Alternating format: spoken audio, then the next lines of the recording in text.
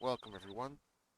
Today we're going to be having a look at the cooking system, starting from basic campfire and fireplace cooking with skewers, to grills, to pots and pans and using the cookbook recipes. So without any further ado, let's jump in. So we're going to start with the most basic forms of cooking that you're probably going to have to use while you're out and about. Those are the campfires. So we have here the improvised fireplace and the fire ring. These are your two most likely candidates that you're going to use while you're out and about in the world. You're only able to cook skewers on the fires themselves directly, but we'll show other options as we go along. So let's light the fire. I'll light both of them just to be thorough.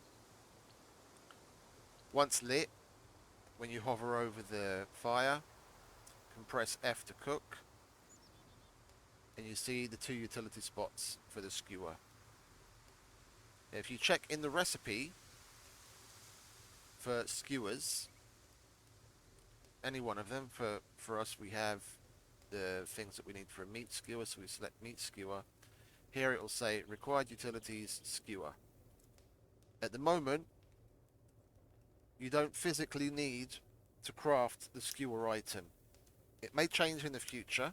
As things stand at the moment, you don't have to craft that. I see a lot of people, they put the fire down, they make a skewer, they have the skewer in the vicinity, thinking that it's needed. It's not needed. The utility itself, the fire itself has the air quotes utility of a skewer already. Yeah, so you don't need to make the skewer item. So we just mouse over the fire, cook food, and either one of these utility spots will select what it is that we want to cook. We want to make a meat skewer. It shows the recipe, and then you drag your items into the recipe. It can even be in the vicinity, but it cannot be in the inventory, in another inventory. So, for example, if we put these things in here, and we do the same thing, we can't drag it from that inventory into the spot. It has to be in our inventory or in our vicinity. So then we just drag those in, and then we click cook. And the amount of time it takes to cook is going to be determined by your cooking skill. So the more you cook, the higher the skill, the less time it's going to take. And that's the most basic form of cooking that you're likely going to have to do out in the world. You can do that on either one of these fires. So the same thing, press F, bring up the recipe, fill the recipe and start cooking. And that's basically it. So then we'll move on to the next form. So moving on to the next form of cooking over fires means making use of the grill. You can either use the grill grid, which can be found in the world, but is unfortunately massive. This is taking up over half of a hiking backpack, and although it's not particularly heavy, it is huge. You can craft the improvised grill.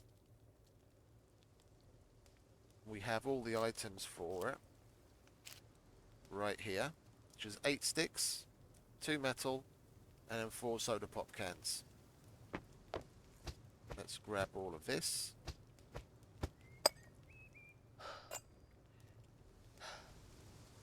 And we'll put together an improvised grill.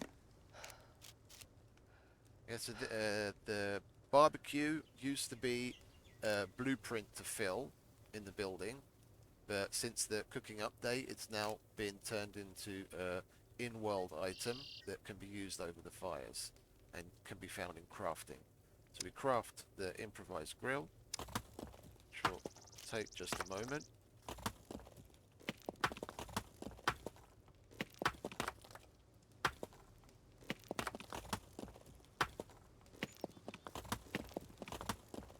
and we have one improvised grill. It looks just the same as the barbecue did in the past, just a little mini version that we can now move around. These can be used in conjunction with the fires. Just one moment, we'll wait for this skewer to get finished that we started in the previous little installment.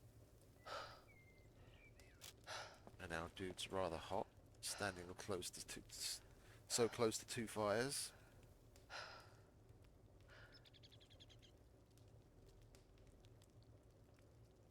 There we go, grab that. Okay. So if you want to cook making use of the grills, all you need to do is take the grill and drag it over the fire and it will snap onto the fire. Yeah, you can rotate it however you want. And this is the same for the improvised and the grill grid. You place it over the fire, and then when you hover over the fire it says cook food grill grid. We press F, and now you see in the utility spots grill grid, and you have places for recipes. So if we do the same thing with the improvised, place it on top, improvised barbecue, this only has one slot. That will become important a little later. But if you want to cook more things, then you're going to need the actual grill grid. Neither of these items can be placed over the improvised fireplace. They have to be placed over the fire ring. So if we take that, you see it's not allowing me to place it over it. If we try with the other one, you see also I'm not able to place it over. These can only be placed over a fire ring. The difference between cooking simply over the fire on skewers and on the grill is the different type of recipes that we're able to cook. So if we take a look, grill grid still has barbecue grill. Now we see grilled meat vegetables instead of the skewers. We go in and we have a lot more options. Yeah, you're seeing a lot of recipes here because we have all of the books on us. Let's put the books away just so that you can see the most basic things that we're able to do on the grill. Let's get rid of those. We'll get back to those later. Yeah, and we have 4. You see 5 because this character's already learnt how to make a chavap, but again we'll go into that in another little section later on. And in much the same way as with the skewers, you open the recipe. Oh, sorry, you open the cook food option on the grid. On the grill grid itself, you add a recipe, select which recipe you want. In this case, we want grilled red meat. Exactly the same way. You add all of the items and you click cook. I won't do that now so that we don't have to wait for it again. And with the grill grid, as you see, you get two slots, so you can have 2 things cooking at one time. You have the improvised fire, the improvised barbecue, where you only have 1 slot, and this is important if you want to make use of implements on the fire.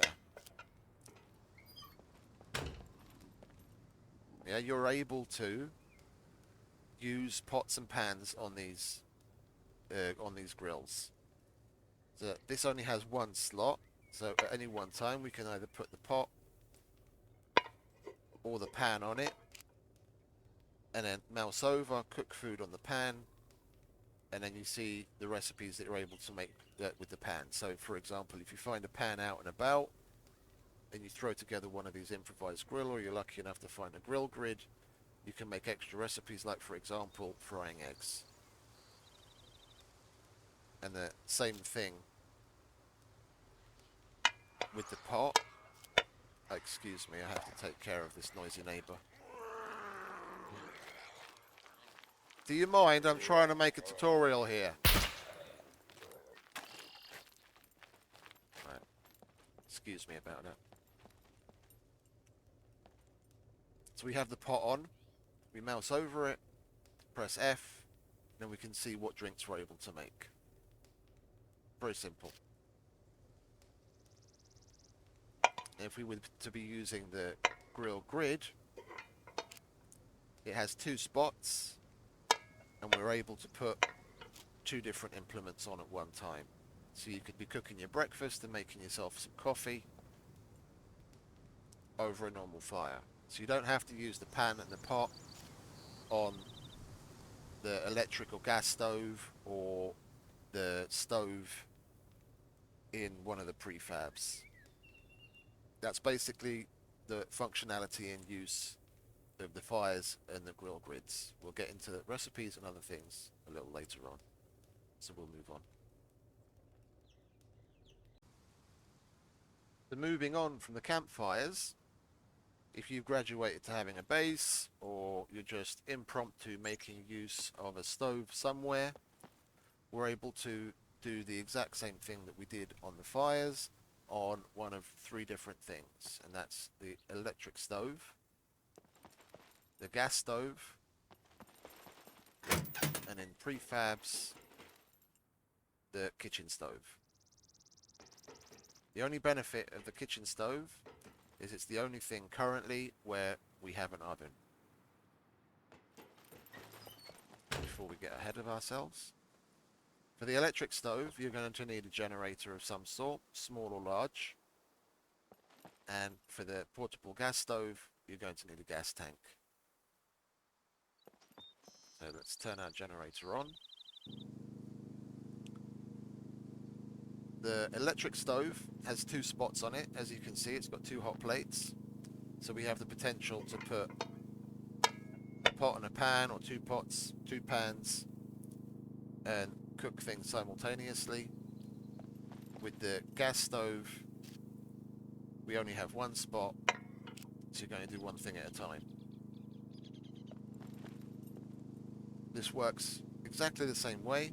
It's the same principle. Once we have our given cooking implement powered, whether it be with electricity or gas, we mouse over the pot or the pan and we get the recipes. We'll go back and grab our cookbooks. We'll be needing those. We mouse over it, select the pot, and we can see all of the different recipes of the things that we want to make. Exactly the same way, we just select whatever recipe it is, fill it with the items, and click cook. We'll turn the generator off for a moment, just so it doesn't make a lot of racket. We'll take a look at the recipes. The recipes themselves have base and optional items that you need to make them. So, for example, if we go and take a look at, I don't know, bread, you'll see you've got main ingredients: flour, milk, water, baking soda, yeast. And your optional ingredients are salt, animal fat, and sugar. This becomes more important when you want to cook quality items. The more ingredients you use, like the main ingredients, you have to have. It won't let you cook it without it.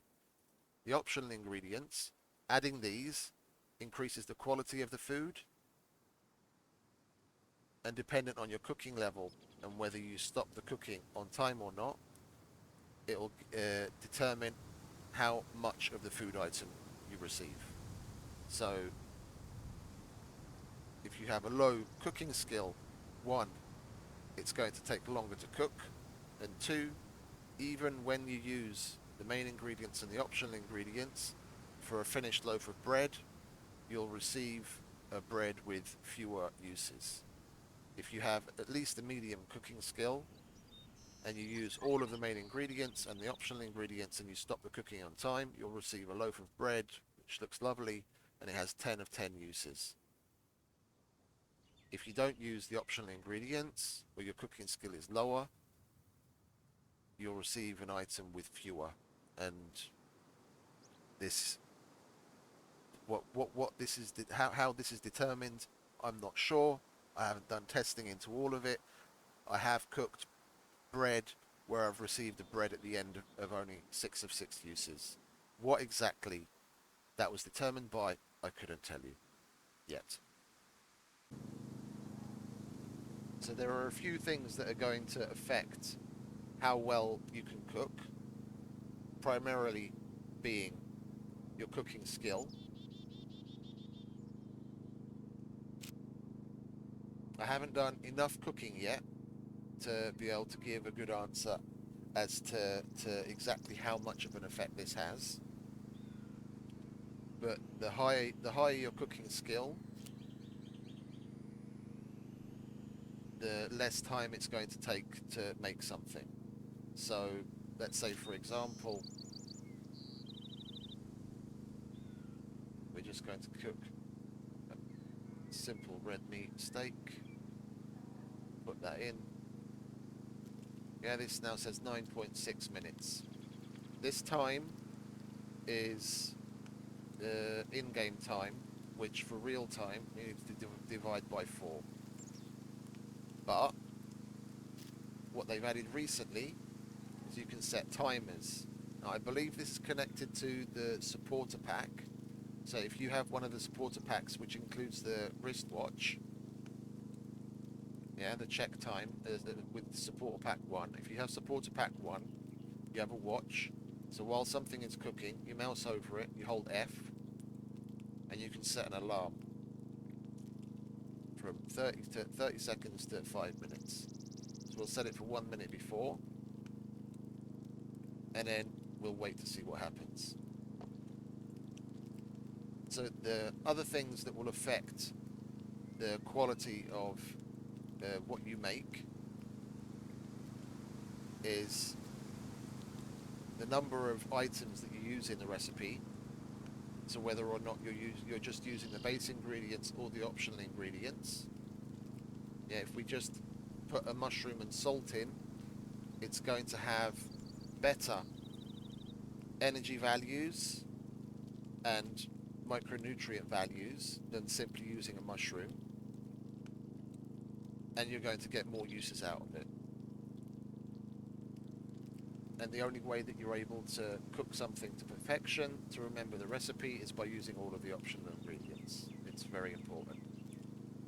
And also the quality or durability of the item that's being used will determine how good it is. So for example, even if you are using all of the optional ingredients, but some of those ingredients are low durability, it will never get cooked to perfection. And how well it's cooked overall will be determined by the sum of those items. Oh, and our time has gone off. Cooking reminder, grilled red meat, so we know to come back. Bring that up, you see. We're a few seconds away from it being finished. And it's perfectly cooked. With these base recipes, it doesn't matter. You always know. You always know the recipe, regardless of whether you have a book or not. So, what quality it's cooked to. The only thing it's really going to influence is how many uses you get out of it and what the substances per use are. So how much energy, protein and carbs, etc. it's going to contain. The better quality ingredients you put in and the more ingredients you put in, the better the end result is going to be. The only other thing we really need to take a look at is the oven.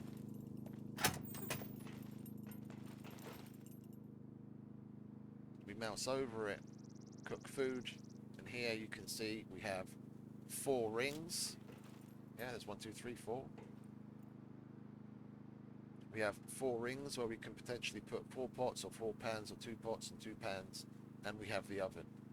So if we select the oven, so at the moment you see I know no recipes of things to make in the oven. The things that you can make in the oven need the recipe books, which we have here somewhere. Yeah, we don't really, well, we'll grab all of them, it doesn't really matter. Here we go to the oven. We'll turn this damn generator off so it doesn't go brr in my ear. Mouse over it, cook food. But you see, heat source is missing fuel because the gas stove rings use the gas from the bottle, but the oven is electric. So we have to turn on our generator. Now when we mouse over it and go to it, now it says it's okay.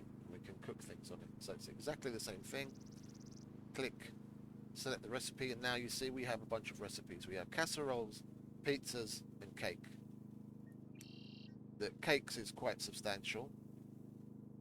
The main thing that I've made here as its prerequisite of other recipes is bread.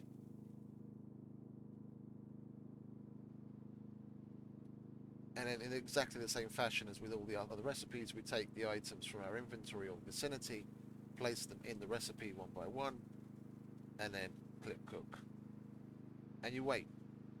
And it's simple as that.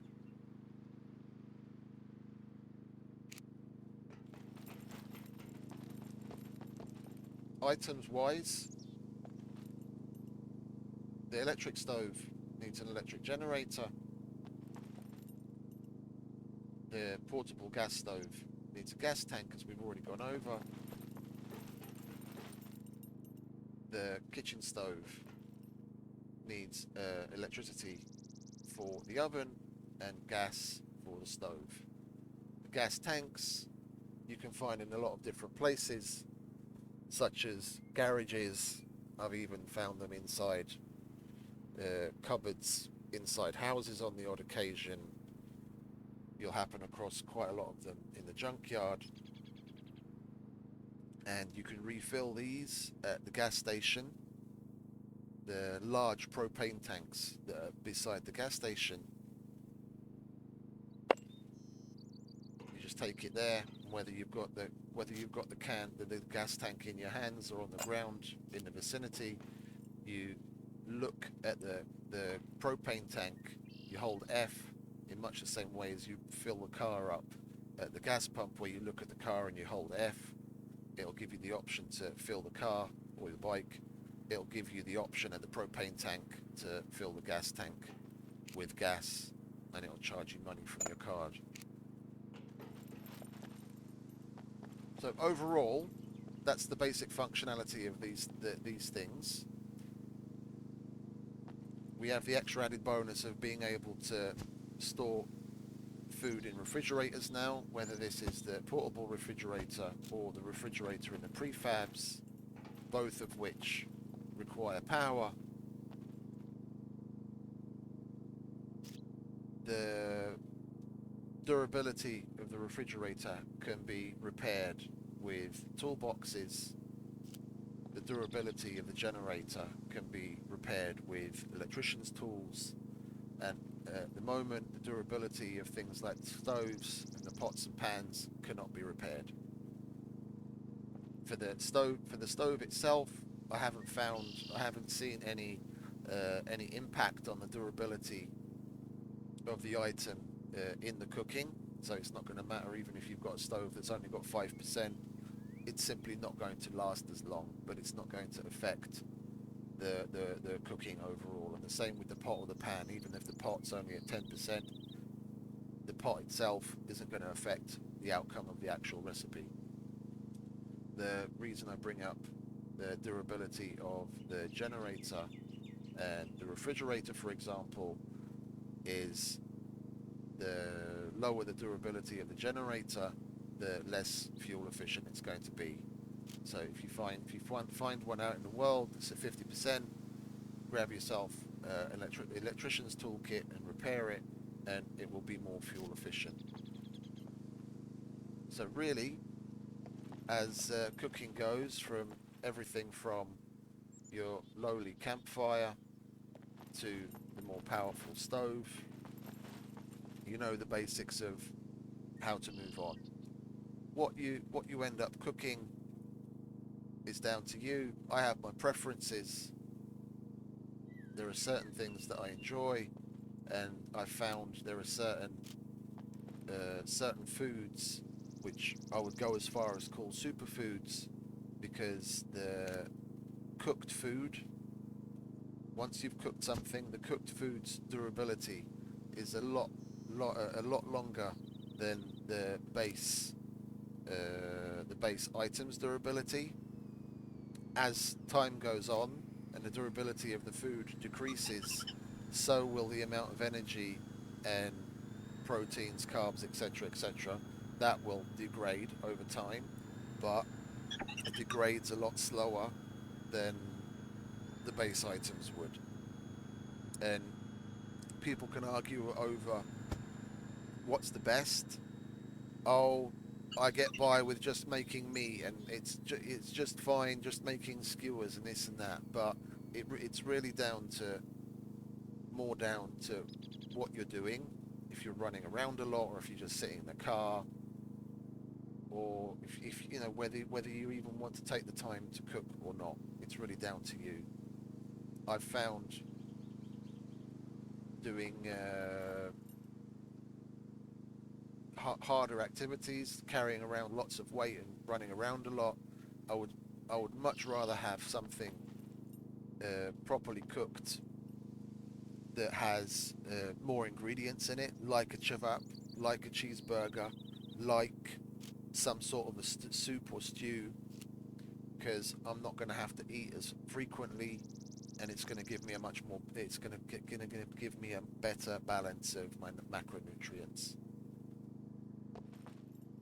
And it's not that much of an extra hassle, but everyone does what's comfortable for them and what they're willing to put in. This is the survival game. Eventually, one would hope that they're going to put a little bit more emphasis on how macronutrients affect our stats building. At the moment, it's not really influencing it at all. It's more just down to your stamina gain. So yeah, that's in a as tight a nutshell as I could make it. Have been going on a little bit, but I tried to cover everything from your basics to your more advanced. You're armed now with the basic knowledge to get out there and cook. So have fun, and I'll see you next time.